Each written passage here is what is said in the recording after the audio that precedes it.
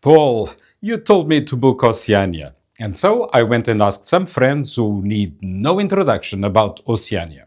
I asked Bill if James Bond retired from MI6 and decided his next mission was finding the perfect shipboard espresso. That is Bill. I tell you what, Alex, one of the most striking aspects about these new Oceania Vista-class ships is the way that they make you feel when you get aboard. For all the world, you could be on an ultra-luxury cruise ship, such as Regent, but for half the price. And when you're walking around, the ship absolutely feels the part. There are some gorgeous bars and lounges, and all look top flight. The staff is great, and it never feels crowded wherever you go. And I tell you what, we think it is one of the best pool areas of any cruise ship at any price point. It's a real stunner, it's a real looker, both during the day and at night. And a rarity for a cruise ship, you can generally get a lounger, a seat. We never had a problem while we were aboard. For us, the key aspect is that it doesn't feel crowded aboard, it doesn't feel cramped, and this is one of the main reasons that people generally pay up for the more expensive ultra-luxury to get that feeling space, and you're getting it here for half the price. Notice what Bill didn't mention. Water slides, zip lines, a roller coaster. That's because Oceania is designed for adults who've already had their midlife crisis and came out the other side preferring a lounger that's actually available. Bill is what happens when James Bond retires from MI6 and becomes the world's most elegant cruise intelligence asset. If you haven't subscribed to Ritzy Travel Guide yet, which I highly doubt because you're intelligent people, do it now. It's the closest thing to receiving classified cruising briefings without requiring a security clearance. But I asked another couple of friends of mine, and these two are dangerous with a spreadsheet. Hi, Alex. Thanks for the invite. We are very happy to help you out with your questions on Oceania, as we are your details, no drama channel. Yeah, for those of you who don't know us, I'm Doug, this is Leah, and we're Go Travel Life. Before we unleash Doug and Leah on the numbers, let's talk about the single most vital component of any voyage, the food. Kitfoo. I respect the honesty. It takes courage to admit your wife would rather eat a chicken tender than a lobster tail while sailing through the Mediterranean. But Oceania boldly claims it has the finest cuisine at sea. Doug, Leah, for those of us who demand our dining experience be as frictionless as a freshly pressed tablecloth, how did the grand dining room actually hold up? Well, Alex, we didn't really have any service issues in the main dining room. Now, we do get there quite early, so around 6:30 when they open, so that may be why. But what we did have a problem with on Sunday brunch, they have a great Sunday brunch, but we were barely able to find a seat. It did take us a while. You do serve yourself in the Sunday brunch, so that was the only kind of MDR problem that we had. Now, we will say food quality was quite different on the Vista. Yeah, so when you compare, this is just an example of the lobster dinner that was served on the Regatta. And to be honest, it was almost inedible. The texture was terrible. I don't know that it was actually lobster, to be quite honest. Yeah. But here's the Vista, the steak and lobster dinner. And so we feel like there's actually a really positive difference. That it's a positive thing with food quality. Yeah. Lobster of questionable origin? That's a phrase no one wants associated with their $800 per night vacation. By the way, if this kind of unfiltered luxury intelligence is why you're here, and statistically you've now watched 6 minutes of me discussing cruise ship lobster authenticity, something is clearly wrong with you. The subscribe button is right here. Now, the main dining room is functional, but recall my video on the deep dive research I did for the transatlantic crossing this autumn? From Barcelona to Miami, endless blue horizon. In those spreadsheets, I found an Oceania sailing, specifically on the Allura, and I needed to know which specialty restaurant is the absolute must not miss. So I went back to Bill. Right, Alex, on to food, and there's a lot to say here because Oceania does claim it has the finest cuisine at sea. The main dining room for us isn't the trump card, isn't the star. What are those 4 included specialty dining? They're all included in the price, all included in the fare. You got the Red Ginger, a beautiful Pan-Asian restaurant. Decor is fantastic, and the food is authentic, and that's what you want on a ship. You don't want to be dumbed down. Equally so with Jacques, their French outlet. We thoroughly enjoyed that one. Lovely atmosphere, superb waitstaff. Also, the steakhouse, which is called the Polo Grill. The decor in there is rather fun. Lots of props. Steaks are huge, and they do table-side service for your salads and some of the entrees. Rare to get that nowadays at this price point. And then you have Toscana, the Italian outlet. That's a fun one, where they have an olive oil sommelier rowing the trolley in your direction. There's another one which is not one of the official specialty dining outlets, but is one of our favorites on board, and that's called Aquamar Kitchen. It's designed to be healthy, great menu, and also a fabulous spot. Wraparound windows all around, and then you have baristas. I think one of our favorite cafes on any cruise ship at sea. Again, these specialty coffees are included in the price. Superb spot right there at the top with a fabulous wraparound view. Did you catch that? Bill mentioned the coffee, baristas, ceramic cups. He knows my soul requires a proper ristretto served in porcelain, not a paper thimble with a corporate logo. This is the difference between a reviewer and a friend. Once more, if you haven't subscribed to Ritzy Travel Guide, do it right now. He is about to hit 100,000 subscribers. And when he does, let's open a bottle of Dom Perignon. Don, you with me?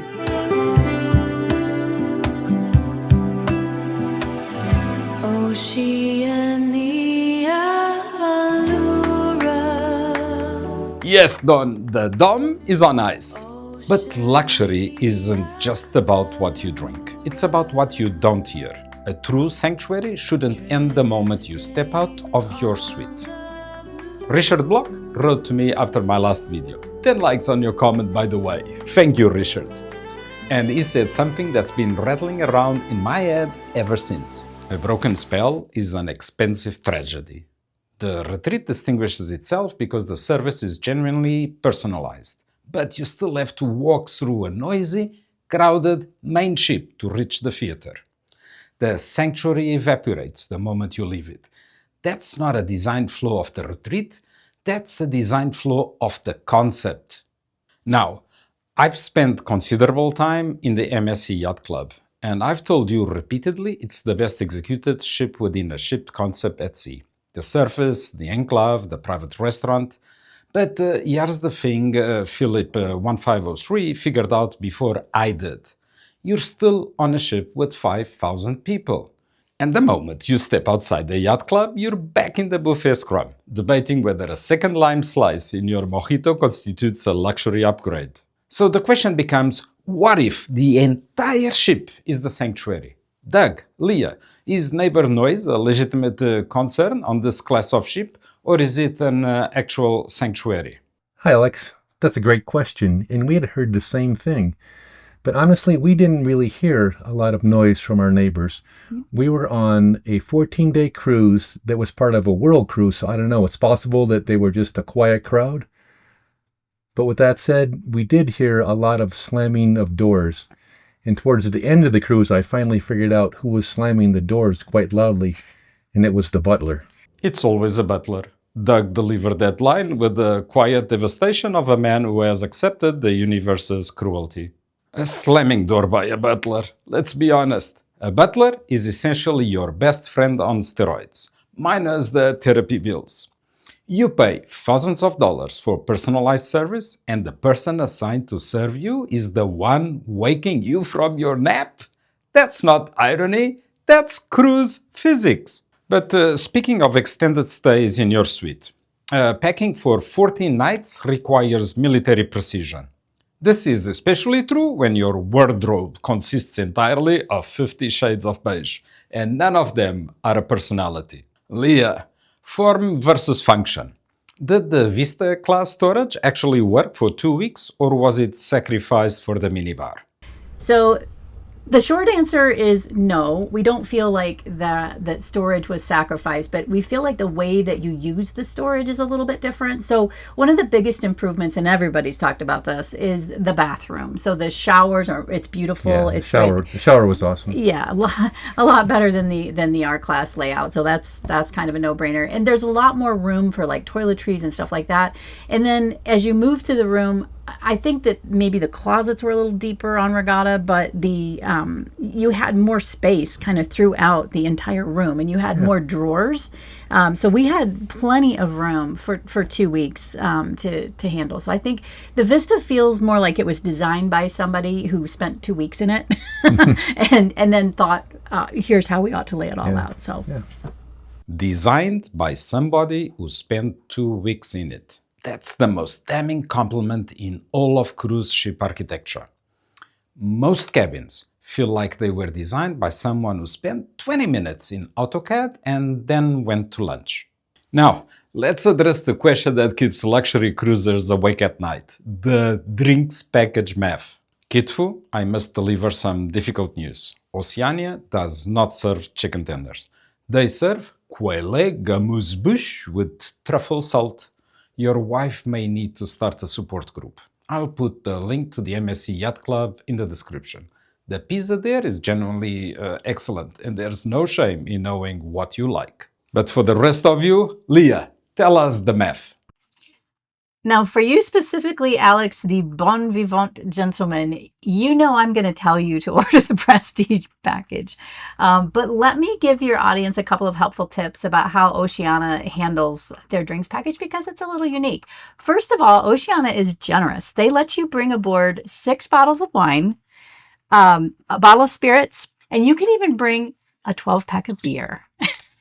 Which Doug's gonna get into now, but you have to bring it all in your carry-on. You cannot pack it away in your bag. But that's what you can start with. If you're on World Cruise, they have an even larger accommodation for that.